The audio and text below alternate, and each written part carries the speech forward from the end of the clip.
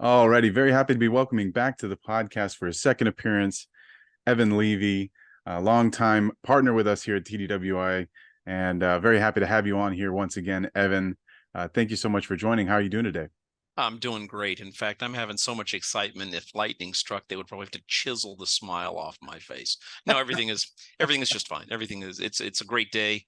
It's 76 degrees. There's no rain. How can anybody complain about something like that? Beautiful, beautiful. I love to hear it as we're trickling into fall. I know that might not be the case for everyone else listening out there, but you and I have no complaints.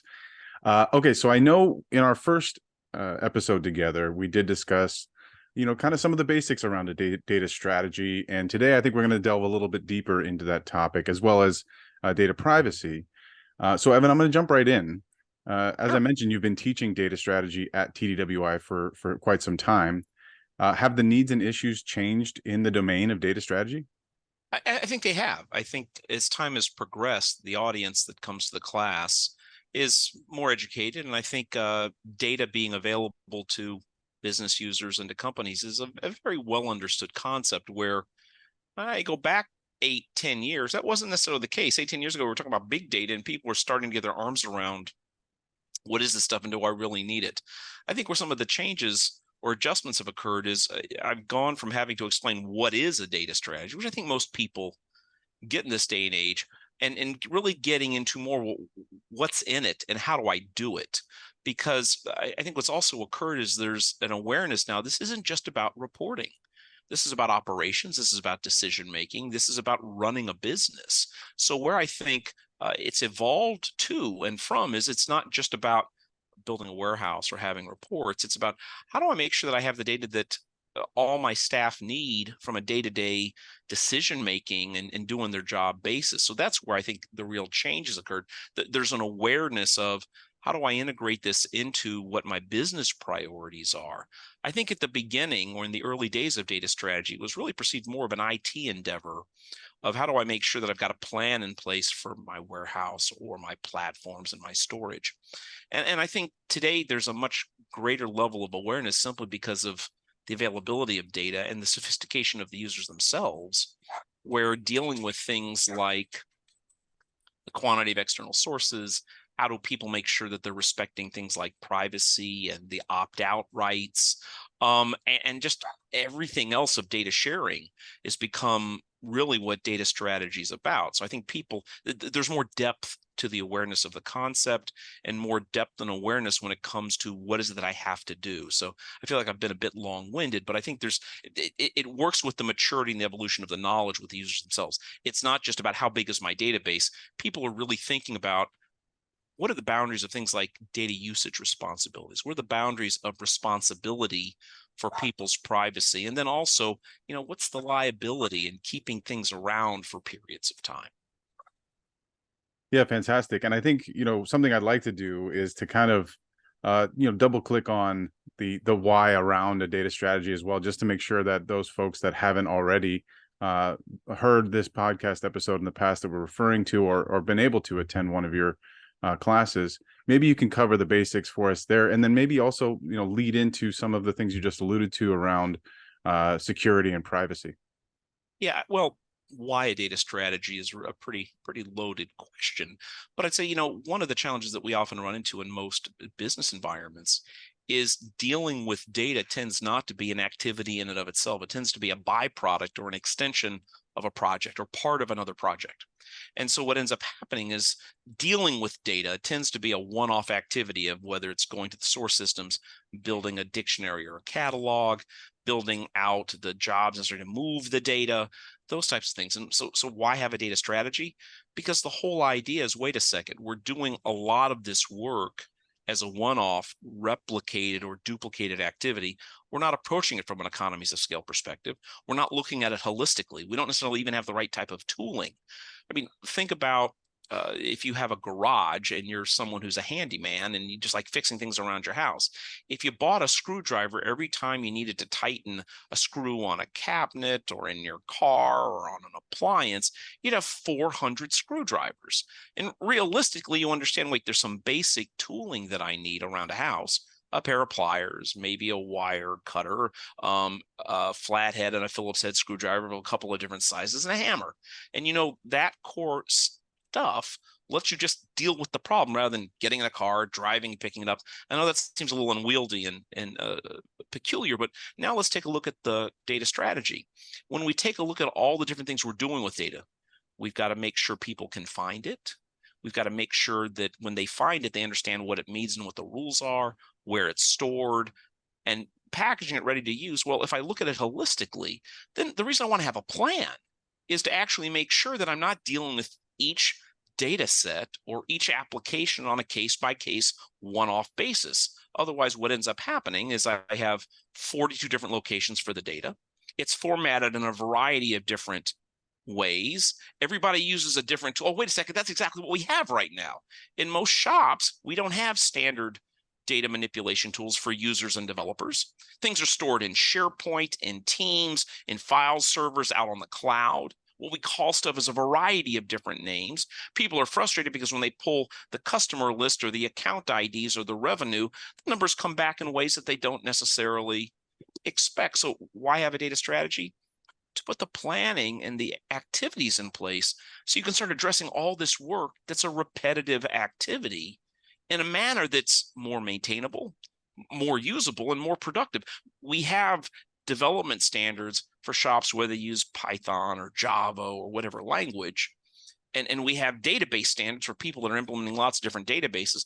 The reason for having a data strategy is establishing data standards and data management standards and putting those in place so things can be reused, found, and accessed very quickly and simply. Without it, tends to be a bit of chaos or this reinvent the wheel every time. So let's logically extend that to some of the other points I brought up, which is, okay, if I don't have a data catalog and I don't put in place how to identify and find data, what happens? Well, the people that log on to the standard operational reports go one place and have to ask around.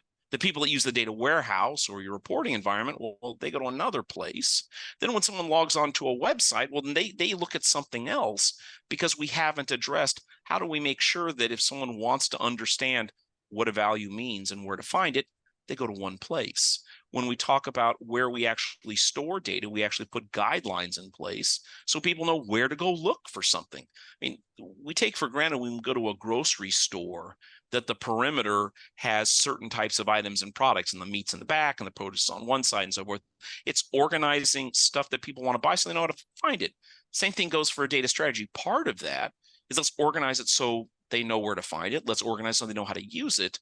And then the aspect of privacy, well, let's put the pieces in place so we're actually addressing the types of challenges that we're respectful of people's information. I mean, it's not that people, I think, flagrantly violate rules. It's because they don't know them. So if I know that I've got things like opt-out where we have consumer information, or I've got corporate proprietary stuff like salary and costs, well, let's make sure that we put the things in place so people know where to find the rules, so people don't accidentally access data that isn't supposed to be able to access it. And then, God forbid, if we're actually sharing it or moving it someplace else, we put something in place to protect it. I mean, we kind of joke, well, do you lock your car? Well, I must always lock my car when I'm shopping and it's out in a parking lot someplace, for those of you that still actually shop at a store and don't do online. But do you lock the car when it's in your garage? Well, if you don't, that probably doesn't make a whole lot of sense. You might want to do that. So again, thinking about these issues holistically then says, okay, let's make sure we don't forget something. Because one of the bigger issues, whether it's privacy, whether or not we decide where to store something, whether or not we decide how we want to call something, or what all the rules are, if we don't consciously put a plan in place, we may actually forget to put the things in place to make that accessible and usable and prevent people from making mistakes. So I feel like I've, again, been a bit long-winded, but it's really, you have a plan so you don't forget stuff. Well, it makes all the sense in the world, and I think you touched on it in the beginning there. But the amount of data that companies are using on a daily basis and ingesting is continually growing. So I think if you're going to be using this type of data or gathering all this type of data, it makes a lot of sense to have some sort of strategy to figure that out and have that permeate throughout the rest of the organization. I mean, it's almost like think about what would happen if we organized libraries the way we organize books, like the books behind me. And I ask people in the class, it's like, so how many books do you own? What, 100? Okay, well, let's say you own 100 books. And when we're sitting in class, like, okay, could you tell me where every book is in your house? And of course you couldn't. You have no idea. I said, okay, could you tell me every title of every book? Could you tell me half the titles? And that's just 50. And most people couldn't do that. I said, okay, tell me a dozen authors. And so I said, okay, now let's take a look at the data assets we have inside our companies. Do you have just 100 files? Do you have just 100 tables? Do you have just 100 columns? But we're expecting people to be able to know how to find, how to use, and understand the content through either their memory or tribal knowledge, which is nuts. I'm not meaning to attack anybody. A lot of this, our data assets have evolved over time. We never sat down and said, hey, how do I plan enterprise data? What ended up happening is we built a report here, we built a report there, we built a few other reports, we built a platform here, a data warehouse here, some databases over here.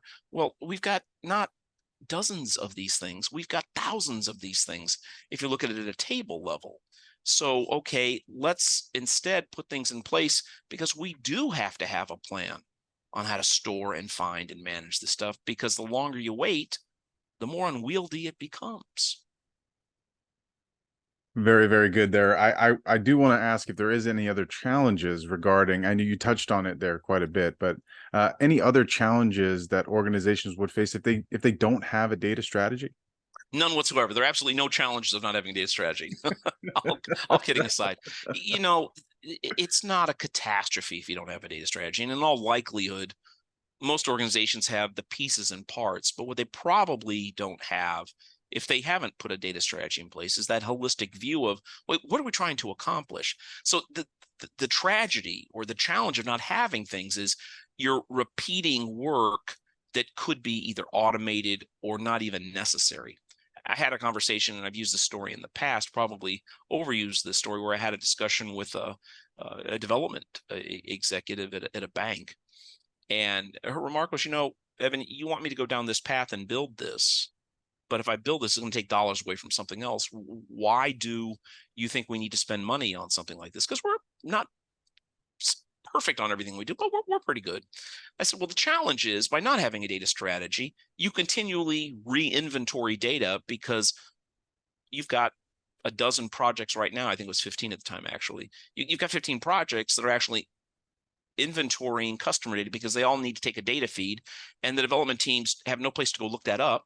So you're actually spending 2 people, 3 weeks to go inventory the various source systems, understand what content do they have to know which programs do I need to build to go pull that data. He said, now you're doing it 12 times in this go round.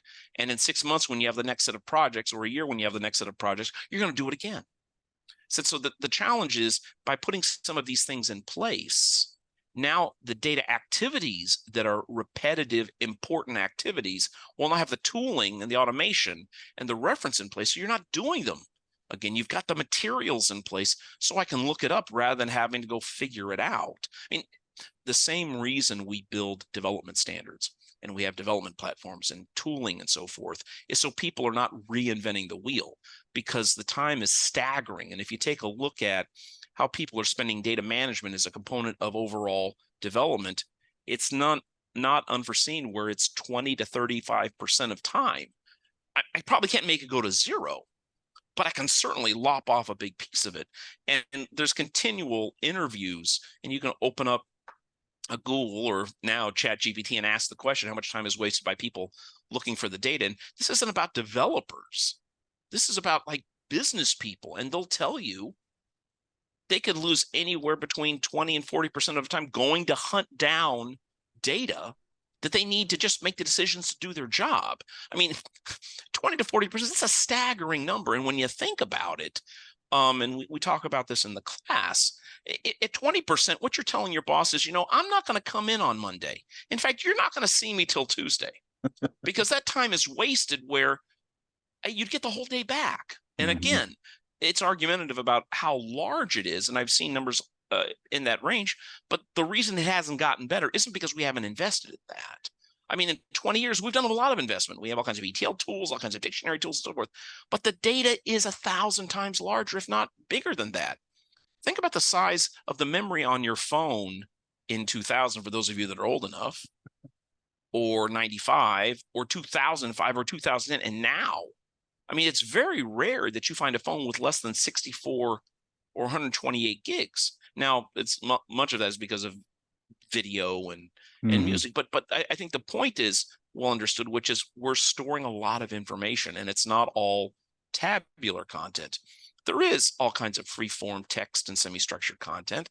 So if we acknowledge just the PCs and phones we have exploding in memory, then the likelihood of the volume and data that we have to manage is much greater, which means the data that we want to go find is more complicated. So we're spending more time because we didn't put something in place the way the library does, which is to tell you where to go find it and how to search it.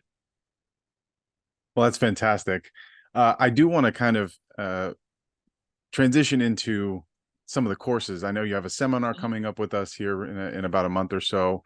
And of course, we will be having you present in TDWI Orlando towards the end of the year as well. So specifically with your TDWI Orlando course, what do you think drives folks to want to take this class? You know, one of the things I'm proud of with the classes that I teach is it's not about what is something, it's about how to do it. And I have people contact me on a regular basis about data strategy, and where they struggle is not in understanding the concepts. And they understand what a catalog is. They understand what metadata is and having a repository and what ETL means and data transformation engineering. Where they struggle is, so how do I get started? We actually walk through in the data strategy class. The first half is teaching you what some of the concepts are, but how do you lay out the steps? Who do you interview? What are the types of artifacts or documents you have to research, read, and review? What is the plan? When you're putting your roadmap together, how do you quantify and identify the tasks, the people, and how it will help the business? How do you communicate to non-technical people? Here's the value of a data strategy. And also, how do you align it not just to the company's technology strategy, but in fact, we actually show you how to align the data strategy to the company's business strategy, the company's business operations, and in fact, the technology direction. So the class is chock full of not only templates, but also interview recommendations and methods and examples of how you actually build the roadmap and what it should look like. So pardon me for being a little bit bombastic, but the whole idea is let me give something to somebody so they can actually, when they leave the class, start doing it. And in fact, there are exercises throughout the class to show you how to do these things. So it's how do you do it? Well, I think that's actually something that may be overlooked when folks sign up for a class. I think a lot of it can be mired down in the let's define things as opposed to how to turn this into action so you can leave the class with something that you can move forward with in your day-to-day work. You know, the thing that I often run into is because this is kind of a different animal, this is not brain surgery. I mean, Hmm. this is not rocket science. However, it is different than doing application requirements. And one of the things that we do in the class is leverage some of the expertise that people that come to TD already have. I mean, most people know what analytics and reporting and how to do user requirements are. What they don't necessarily know. So how do we take these types of skills and actually deliver a data strategy, which is broader than just analytics? And that's what we show you how to do. Fantastic. Final question, Evan, is if you can, what can you say that would differentiate your class from other data strategy classes that might be out there? Other than my sterling sense of humor, which it would be an outright lie, if not a remote exaggeration, it's actually having samples and examples to work with. And what often happens is people will say, well, what my company doesn't do things that way. So in working through, for Hmm. example, when we go through, let's analyze what the company's business strategy, we actually show you how to do it if your company's publicly traded, if it's a privately held company, if it's a foundation or institution or doesn't even have a business strategy. The same thing goes with if things aren't available from the operations or the technology, how do you actually work with and get around some of the obstacles of finding the information? So what makes this class different? It's really very practical. Here's how you do this stuff. Here's what the artifact looks like. Here's what the documentation looks like. In fact, here's how you talk to somebody and the questions you should ask. So it's real world examples because I've been doing data strategy development with clients and teaching them how to do it for many years, and I packaged it in the class. Well, that's fantastic. And as I did mention, you have two opportunities coming up very shortly to engage with Evan and either attend our seminar coming up shortly, or go fly down to Orlando, beautiful Florida, and take a couple classes there. Evan, always a pleasure to talk with you, and I really appreciate your time today. Thanks so much. Really enjoy it, and looking forward to seeing you down there in a couple months. Well, thanks so much for the time. I really appreciate it. Take care.